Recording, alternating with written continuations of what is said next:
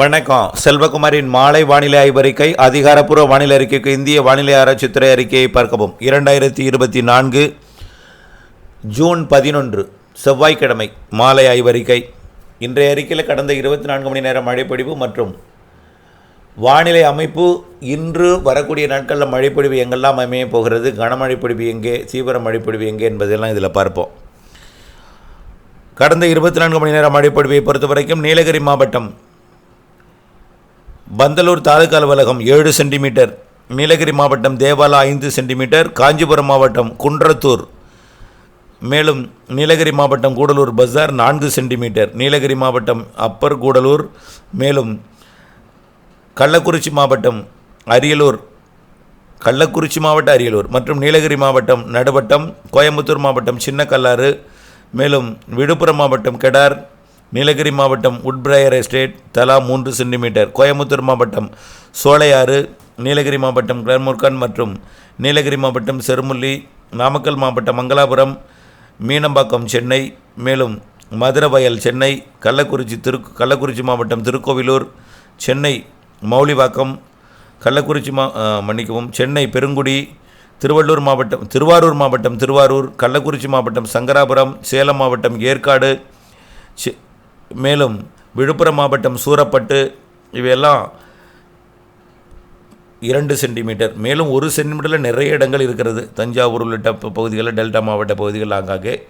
வானிலை அமைப்பை பொறுத்த வரைக்கும் நேற்றைக்கு தென்னிந்திய நிலப்பகுதிகளில், அதாவது கோவா ஆந்திர பிரதேச கரையை இணைக்கும் வகையில் நீடித்து கொண்டிருந்த அந்த காற்று சுழற்சி அதே இடத்துல வளிமண்டலத்தில் நீடித்து கொண்டிருக்கிற நிலையில் ஒடிசா ஆந்திர கரையை ஒட்டி வங்கக்கடலின் மேலடுக்கிலே ஒரு காற்று சுழற்சி உருவாகி இருக்கிறது. இப்போ இருவேறு சுழற்சி, இந்த வங்கக்கடல் சுழற்சி தான் கோவா பக்கம் போன அந்த காற்று சுழற்சியை கிழக்கு நோக்கி இருக்கிறது. கிழக்கு நோக்கி இருப்பது மட்டுமல்லாமல் சற்று தீவிரமடைந்து ஒன்றிணைந்து ஆந்திர கரையோரமாக தீவிரமடையும் என்று எதிர்பார்க்கப்படுகிறது. வளிமண்டலத்தில் கீழடுக்கில் கிடையாது, புயலோ மண்டலமோ எதுவும் கிடையாது, வளிமண்டலத்தில் ஒன்றிணைய போகிறது. இதன் காரணமாக வடகடலோர மாவட்டங்களில், அதாவது சென்னை, திருவள்ளூர், காஞ்சிபுரம், செங்கல்பட்டு மாவட்டங்களுக்கு மாலை இரவு வெப்பசலன இடிமழை பொழிவு ஒரு 15ஆம் தேதி 16ஆம் தேதி வரைக்கும் வாய்ப்பு இருக்குது. தினசரி இந்த பகுதிகளில் சென்னை, திருவள்ளூர், காஞ்சிபுரம், செங்கல்பட்டு மாவட்டத்தில் தினசரி மாலை வந்துவிட்டால் மழை கொடுக்கும் வகையில் வானிலை அமைப்பு இருக்கிறது. இன்றைக்கும் வாய்ப்பு இருக்குது. ஒருவேளை இன்றைக்கு அது உடனடியாக செட் ஆகவிட்டாலும் நாளை 12ஆம் தேதியிலிருந்து 16ஆம் தேதி வரைக்கும் சென்னை உள்ளிட்ட வடகடலோர மாவட்டங்களுக்கு வாய்ப்பு இருக்குது. மேலும் கர்நாடகா ஆந்திர எல்லையோர மாவட்டங்களுக்கும் சற்று ஒதுக்கி ஆங்காங்கே கனமழை பொழிவு இருக்குது. ஆந்திர எல்லையோர மாவட்டங்களுக்கு சற்று கூடுதல் மழை தெரிகிறது. அதாவது திருப்பத்தூர், வேலூர், ராணிப்பேட்டை, திருவள்ளூர் மற்றும் சென்னை, திருவள்ளூர், காஞ்சிபுரம், செங்கல்பட்டு, திருவண்ணாமலை, விழுப்புரம், கள்ளக்குறிச்சி, இந்த செங்கல்பட்டு இந்த மாவட்டங்களுக்கெல்லாம், அதேபோல் கிருஷ்ணகிரி, தருமபுரி மாவட்டங்களுக்கும் இருக்கிறது. கேரள எல்லையோர கர்நாடக எல்லையோர மாவட்டங்கள், மேலும் நீலகிரி, ஈரோடு வடக்குக்கும் வாய்ப்பு இருக்குது. அதேபோல் கேரள எல்லையோர மாவட்டங்களான நீலகிரி முதல் கன்னியாகுமரியில் கேரள பகுதிகளில் மட்டும் மழை இருக்கும். அதாவது மேற்கு தொடர்ச்சி மலையோட மேற்கு பகுதி, பாலக்காட்டு கணவாய், ஆரியங்காவு கணவாய், ஆரல்வாய்மொழி கணவாயில் காற்றும் இருக்கும், நிசப்தமும் இருக்கும், சாரலும் இருக்கும், தூறலும் இருக்கும், மேகமூட்டமும் இருக்கும். எது இருந்தாலும் தொடர்ந்து நீடிக்காது. அதாவது மழையே வந்தாலும் ஒரு 10 நிமிடத்துக்கு மேலே நீடிக்காது சாரல் அந்த இடத்துல. அதாவது பாலக்காட்டு கணவாயில் இன்றைக்கு கூட முக்கோணம், அதாவது சமத்தூர் வழியாக முக்கோணம் மற்றும் அதே போலவே நேற்றைக்கு ஒரு சாரல், நேற்று முன்தினம் ஒரு சாரல் வந்த அதே பகுதிகளில் உடுமலைப்பேட்டை, பொள்ளாச்சி பகுதி மற்றும் கிணத்துக்கடவு, நெகமம் இந்த பகுதிகளுக்கும் ஒரு சாரல் வந்திருக்கும் மதியத்தில். கொஞ்சம் வலுவான சாரலாக இருந்தாலும் திடீரென்று பெரிய அளவிலே கொட்டித்திருப்பது போல் ஒரு மிரட்டும் வானிலை நடைபெற்றிருக்கும். காரணம் என்னென்னா, அதற்கு முன்னாடி கடுமையான வெயில் அடித்திருக்கும்.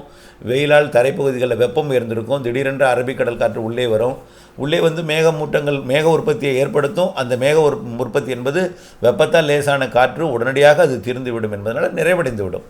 10-15 நிமிடத்துக்கு மேலே அந்த மழைப்பொழிவு நீடித்திருக்காது. இப்படித்தான் இருக்கும்.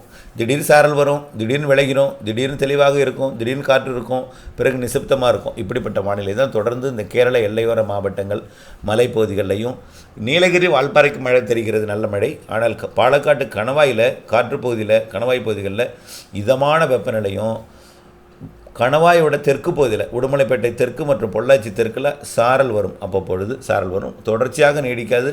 ஆனால் இந்த பூச்சி விரட்டி அடிப்பவர்களுக்கு ஒரு இடையூறு செய்யும் மழையாக இருக்கும். அதே போல் பொள்ளாச்சியில் தேங்காய் வெட்டுபவர்களுக்கு திடீரென்று ஒரு இடையூறை கொடுக்கும். இதுதான். ஆனால் இது பெரும்பாலும் இந்த வெயில் வந்ததுக்கு அப்புறம் தாங்க இந்த சாரல் வரும். அதிகாலையெல்லாம் இருக்காது, வெயில் வந்ததுக்கு அப்புறம் தான் சாரல் வரும். பெரும்பாலும் இந்த 11-12 மணிக்கு இந்த சாரல் வருவதற்கு வாய்ப்பு இருக்குது. நாளைக்கு நாளை மறுநாள் எல்லா நாளுமே இருக்குது, காலை ஒரு 11 மணிக்கு. ஆக மாலையிலெல்லாம் இந்த சாரல் இருக்காது. மாலையிலலாம் அங்கே இருக்கக்கூடிய வெப்பத்தால் லேசான காற்று இது அப்படியே சென்னை வரைக்கும் வட உள் மாவட்டங்களுக்கு, வடகடலோர மாவட்டங்களை நோக்கி பயணித்து விடும். ஆகவே காலையில் ஒரு மதியத்துக்கு முன் மதிய வேளையில் இந்த சாரல் வரலாம். தென் மாவட்டங்களில் பெரிய அளவில் சாரல் இருக்காது, குளிர்ந்த சீதோஷண நிலவும் தென் மாவட்டங்களை பொறுத்த வரைக்கும். தென் மாவட்டங்களில் இந்த மதுரை மற்றும் திண்டுக்கல் பகுதியில் ஒரு இடங்களில் மழை இருக்கலாம், ஒரு இரு இடங்கள் தான், பெருசாக இருக்காது. ஆனால் வட உள் மாவட்டங்கள், ஆந்திர கர்நாடக எல்லையோர மாவட்டங்களில் நல்ல மழை தெரிகிறது வரக்கூடிய நாட்களில். ஒன்றிணைந்த அந்த காற்று சுழற்சி ஆந்திர கரையோரமாக வந்து சென்னைக்கு மழை கொடுக்கும் வகையில் நெருங்கி வரும் என்று எதிர்பார்க்கப்படுகிறது. ஆனால் இது மாலை இரவு மழை பொழிவாக வெப்பத்தால் லேசாக்கி மேலெழுந்த காற்றை இது குளிர்விக்கும் விதமாகத்தான் இது அமையும். ஆகவே வடமேற்கு காற்று கடலோரம் வரும்பொழுது கடற்காற்றுடன் எதிர்ப்பை சந்தித்து தான் மழைப்பொழிவை கொடுக்கும். அதனால் மாலை இரவு மழைப்பொழிவு சென்னைக்கு வரக்கூடிய நாட்களில் இருக்கிறது. மாலை இரவு மழைப்பொழிவு தான். அதுவும் ஒரு அரை மணி நேரம் 1 மணி நேரத்தில் விலகிடும். அதுவும் விடிய விடிய பெய்யக்கூடிய மழையெல்லாம் கிடையாது. அந்த காற்று சுழற்சியோட அமைப்பை பொறுத்து மேகமூட்டம் தொடர்ந்து இருக்க வாய்ப்பு இருக்குது ஒரு சில நாள். அதாவது 14-15ஆம் தேதியில் அல்லது 13-14ஆம் தேதியில் தொடர்ந்து 24 மணி நேரம் மேகமூட்டத்தை கொடுக்க வாய்ப்பு இருக்குது. ஒரு நாளாவது அந்த மேகமூட்டத்தை கொடுக்க வாய்ப்பு இருக்குது. ஆனால் பெரும்பாலும் இந்த 5 நாட்களும், அதாவது 12, 13, 14, 15 4 நாட்களும் கண்டிப்பாக மாலை இரவில் சற்று கனமழை பொழிவு இருக்கிறது. வடகடலோரம் மற்றும் ஆந்திர எல்லையோர மாவட்டங்கள், வட உள் மாவட்டங்களில் ஒதுக்கி அங்கேயே இருக்கும். கர்நாடக எல்லையோர்லேயும் ஒரு சில இடங்களில் ஆங்காங்கே இருக்கும். டெல்டா மாவட்டங்களுக்கும் அதாவது டெல்டா மாவட்டங்களுக்கும் மத்திய மாவட்டங்களுக்கும் ஒரு சில இடங்களில் மழை இருக்குது. நேற்றைக்கு திடீரென்று மன்னார்குடி, அதாவது ஒரத்தநாடு மன்னார்குடி திருவாரூருக்கு வந்தது போல், திருத்துறைப்பூண்டி மன்னார்குடி இடைப்பட்ட பகுதி வந்தது போல் இன்றைக்கு நள்ளிரவு நாளை அதிகாலை வரலாம். ஆனால் பெரும்பாலும் இன்றைக்கு வாய்ப்பு குறைவாக இருக்கிறது. ஓரிரு இடங்களில் பெய்கிறது. அங்கே புதுக்கோட்டை மாவட்டத்தில் ஒரு இடத்துலையும், தஞ்சாவூர் மாவட்ட ஒரு இடத்துலையும் இருக்குது. ஆனால் அது பரவலாகவில்லை. ஆனால் நாளைக்கு நல்ல மழை தெரிகிறது. நல்ல மழைன்னா பரவலாக கிடையாது, பெய்யும் இடத்துல நல்ல மழை. அது ஒரு சில இடங்களில் மட்டும் இருக்கும். டெல்டாவில் கண்டிப்பாக வடகடலோரம், வட உள் மாவட்டங்கள், ஆந்திர கர்நாடக எல்லையோர மாவட்டங்கள் நல்ல மழை இருக்குது. ஒதுக்கி தான் குறைவான பரப்பில் தான் பெய்யும் இடத்துல வலுத்திருக்கும். ஆனால் வட கடலோரம் நல்ல மழை, கனமழை இருக்குது. 1 மணி நேரம் 1/2 மணி நேரம் பெய்தாலும் நல்ல மழை இருக்குது. தொடர்ந்து வானிலை ஆய்வறிக்கூட இணைந்தே இருங்கள். திட்டமிட்ட பணி செய்து லாபம் அடைந்திருங்கள். அப்டேட்ஸ் மிக மிக முக்கியம். அப்டேட்ஸோடு இணைந்திருங்கள். ஆகவே வரக்கூடிய நாட்களில் வானிலையில் சிறு மாறுதல் இருக்கும். ஆகவே பூச்சி விரட்டி அடிப்பவர்கள், அதாவது திடீர் மழைப்பொழிவு இருக்கும். செங்கல் சூளையில் தீயிடுவர்கள் திடீர் மழைப்பொழிவு இருக்கும். அது குறிப்பிட்ட இடங்களில் ஒதுக்கி குறைவான பரப்பில் இருந்தாலும் அது உங்களிடத்தில் கூட இருக்க வாய்ப்பு இருக்குது. ஆனால் எந்த இடத்துல மழை பெய்யும், எந்த இடத்துல ஒதுக்குன்னு சொல்ல முடியாது. கூடுதலான பரப்பு என்பது வடகடலோரம், வட உள் மாவட்டங்களில் கூடுதல் பரப்பில் இருந்தாலும் உறுதியாக வடகடலோரம் இருக்கும் என்பது தான் இப்பொழுது ஆய்வறிக்கை. தொடர்ந்து இணைந்திருங்கள், திட்டமிட்ட பணி செய்திருங்கள். நன்றி.